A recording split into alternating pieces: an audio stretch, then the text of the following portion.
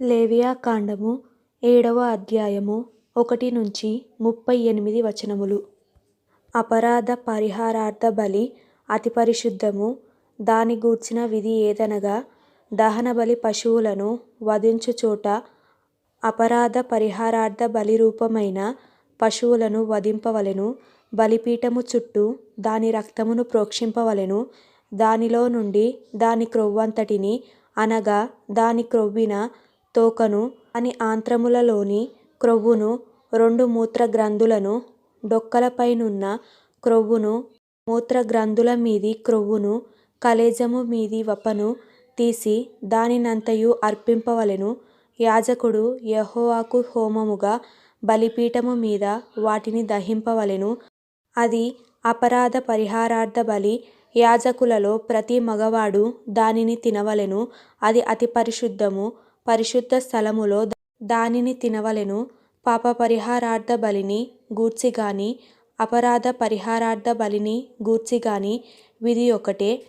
ఆ బలిద్రవ్యము దాని వలన ప్రాయశ్చిత్తము చేయు యాజకుని దగును. ఒకడు తెచ్చిన దహన బలిని ఏ యాజకుడు అర్పించునో ఆ యాజకుడు అర్పించిన దహనబలి పశువు చర్మము అతనిది, అది అతని దగును. పొయ్యి మీద వండిన ప్రతి నైవేద్యమును, కుండలోనే గాని పెనము మీదనే గాని కాల్చినది యావత్తును దానిని అర్పించిన యాజకునిది, అది అతని దగును. అది నూనె కలిసినదే గాని పొడిదే గాని మీ నైవేద్యములన్నిటినీ అహరోను సంతతి వారు సమముగా పంచుకొనవలెను. ఒకడు యెహోవాకు అర్పింపవలసిన సమాధాన బలిని గూర్చిన విధి ఏదనగా, వాడు కృతజ్ఞతార్పణముగా దానినర్పించునప్పుడు తన కృతజ్ఞతార్పణ రూపమైన బలిగాక నూనెతో కలసినవియు పొంగనివియునైన పిండి వంటలను, నూనె పోసినవియు పొంగనివియునైన పలచని అప్పడములను, నూనె కలిపి కాల్చిన గోదుమ పిండి వంటలను అర్పింపవలెను. ఆ పిండి వంటలే కాక సమాధాన బలి రూపమైన కృతజ్ఞతాబలి ద్రవ్యములో పులిసిన రొట్టెను అర్పణముగా అర్పింపవలెను. మరియు ఆ అర్పణములలో ప్రతి దానిలో నుండి ఒకదాని యెహోవాకు ప్రతిష్ఠార్పణముగా అర్పింపవలెను. అది సమాధాన బలి పశువు రక్తమును ప్రోక్షించిన యాజకునిది, అది అతని దగును. సమాధాన బలిగా తాను అర్పించు కృతజ్ఞతాబలి పశువును అర్పించు దినమే దాని మాంసమును తినవలెను. దానిలోనిది ఏదియు మరునాటికి ఉంచుకొనకూడదు. అతడు అర్పించు బలి మ్రొక్కుబడియే గాని స్వేచ్ఛార్పణయే గాని అయిన ఎడల అతడు దానినర్పించు నాడే తినవలెను. మిగిలినది మరునాడు తినవచ్చును. 3వ నాడు ఆ బలి పశువు మాంసములో మిగిలిన దానిని అగ్నితో కాల్చివేయవలెను. ఒకడు తన సమాధాన బలి పశువు మాంసములో కొంచెమైనను 3వ నాడు తినిన ఎడల అది అంగీకరింపబడదు. అది అర్పించిన వానికి సమాధాన బలిగా ఎంచబడదు. అది హేయము. దాని తినువాడు తన దోషశిక్షను భరించును. అపవిత్రమైన దేనికైనను తగిలిన మాంసమును తినకూడదు. అగ్నితో దానిని కాల్చివేయవలెను. మాంసము విషయమైతే పవిత్రులందరూ మాంసమును తినవచ్చును గాని, ఒకడు తనకు అపవిత్రత కలిగియుండగా యెహోవాకు అర్పించు సమాధాన బలి పశువు మాంసములో కొంచెమైనను తినిన ఎడల వాడు ప్రజలలో నుండి కొట్టివేయబడును.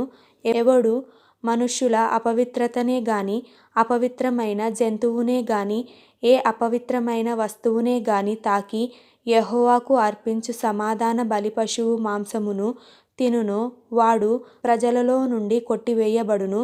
మరియు యెహోవా మోషేకు ఇలాగు సెలవిచ్చెను. నీవు ఇశ్రాయేలీయులతో ఇట్లనుము, ఎద్దుదే గాని గొర్రెదే గాని మేకదే గాని దేని క్రొవ్వును మీరు తినకూడదు. చచ్చిన దాని క్రొవ్వును చీల్చిన దాని క్రొవ్వును ఏ పనికైనను వినియోగపరచవచ్చును గాని దానినేమాత్రమును తినకూడదు. ఎలయనగా మనుష్యులు యెహోవాకు హోమముగా అర్పించు జంతువులలో దేని క్రొవ్వునైనను తినినవాడు తన ప్రజలలో నుండి కొట్టివేయబడును. మరియు పక్షిదే గాని జంతువుదే గాని ఏ రక్తమును మీ నివాసములన్నిటిలో తినకూడదు. ఎవడు రక్తము తినునో వాడు తన ప్రజలలో నుండి కొట్టివేయబడును. మరియు యెహోవా మోషేకు ఇలాగు సెలవిచ్చెను, నీవు ఇశ్రాయేలీయులతో ఇట్లనుము, ఎవడు యెహోవాకు సమాధాన బలి ద్రవ్యములను తెచ్చునో వాడు ఆ ద్రవ్యములలో నుండి తాను అర్పించునది యెహోవా సన్నిధికి తేవలెను. అతడు తన చేతులలోనే యెహోవాకు హోమద్రవ్యములను అనగా బోరమీది క్రొవ్వును తేవలెను. యెహోవా సన్నిధిని అల్లాడింపబడు అర్పణముగా దానిని అల్లాడించుటకు బోరతో దానిని తేవలెను. యాజకుడు బలిపీఠము మీద ఆ క్రొవ్వును దహింపవలెను గాని బోర అహరోనుకును అతని సంతతి వారికిని చెందును. సమాధాన బలి పశువులలో నుండి ప్రతిష్ఠార్పణముగా యాజకునికి కుడి జబ్బనియ్యవలెను. అహరోను సంతతి వారిలో ఎవడు సమాధాన బలియగు పశువు రక్తమును క్రొవ్వును అర్పించునో కుడి జబ్బ వానిదగును.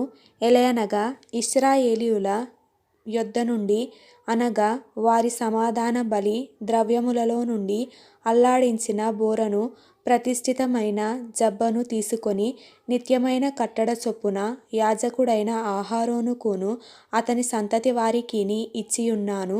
వారు తనకు యాజకులగునట్లు యెహోవా వారిని చేరదీసిన దినమందు యెహోవాకు అర్పించు హోమద్రవ్యములలో నుండినది అభిషేకమును బట్టి అహరోనుకును అభిషేకమును బట్టియే అతని సంతతి వారికిని కలిగెను. వీటిని ఇశ్రాయేలీయులు వారికియ్యవలెనని యెహోవా వారిని అభిషేకించిన దినమున వారి తరతరములకు నిత్యమైన కట్టడగా నియమించెను. ఇది దహనబలిని గూర్చియు అపరాధ పరిహారార్థపు నైవేద్యమును గూర్చియు పాప పరిహారార్థ బలిని గూర్చియు అపరాధ పరిహారార్థ బలిని గూర్చియు ప్రతిష్ఠార్పణమును గూర్చియు సమాధాన బలిని గూర్చియు చేయబడిన విధి. ఇశ్రాయేలీయులు యెహోవాకు అర్పణములను తీసుకొని రావలెనని సీనాయి అరణ్యములో ఆయన ఆజ్ఞాపించిన దినమున యెహోవా సీనాయి కొండ మీద మోషేకు అలాగుననే ఆజ్ఞాపించెను.